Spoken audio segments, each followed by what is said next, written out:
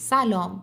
اگه تو هم یکی از اونایی هستی که وسط روز میره سراغ قسمت جدید عشق ابدی یا شبان روز توی کامنت ها دنبال تحلیل شخصیت ها میگردی، این ویدیو دقیقاً برای توه.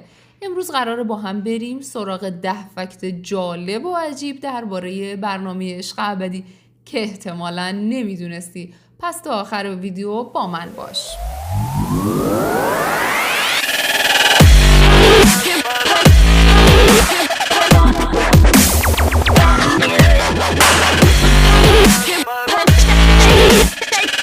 فکت شماره 1: عشق ابدی اولین رالیتی شو رسمی ایرانه که فقط توی یوتیوب پخش میشه، نه تلویزیون نه پلتفرم‌های داخلی. دلیلش چیه؟ آزادی عمل بیشتر، بدون سانسور بودن و جذب مخاطب جهانی. خیلی هوشمندانه است.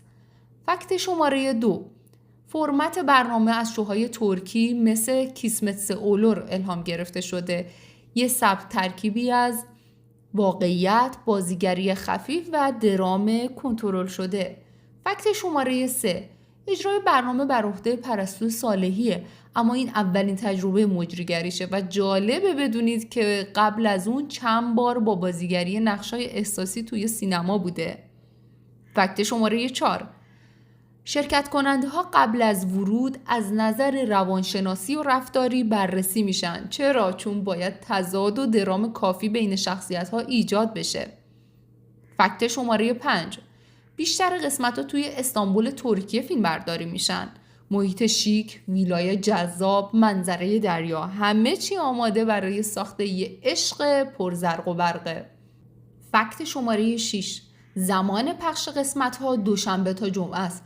الگو برداری شده از برنامه‌های خارجی. اینطوری مخاطب همیشه منتظر قسمت بعدی میمونه. فکت شماره 7: بیشتر شرکت کننده ها بازیگر یا بلاگرای اینستاگرامی هن که قبل از برنامه هم فالوور داشتن. حالا چی شد؟ بعد از برنامه تعداد فالووراشون چند برابر شده. فکت شماره 8: حاشیه ها و واکنش های منفی بیشتر از تبلیغات رسمی باعث وایرال شدن برنامه شدن. یه نمونه عالی از ضد تبلیغ در واقع خودش تبلیغه. فکت شماره 9: قسمت هایی که درگیری لفظی یا احساسی دارن آمار بازدید بسیار بالاتری نسبت به بقیه دارن. در واقع هرچه درامتر بازدید بیشتر. فکت شماره 10: برنامه هنوز به صورت رسمی اسپانسر نگرفته، اما در یوتیوب با تبلیغاتش درآمدزا شده و اگر همین روند ادامه پیدا کنه احتمال ورود اسپانسرهای خارجی هم هست. جمع‌بندی: عشق ابدی فقط یه برنامه عاشقانه نیست، یه ترکیب پیچیده از روانشناسی، سوشال مدیا، درام و مدیریت واکنش هاست.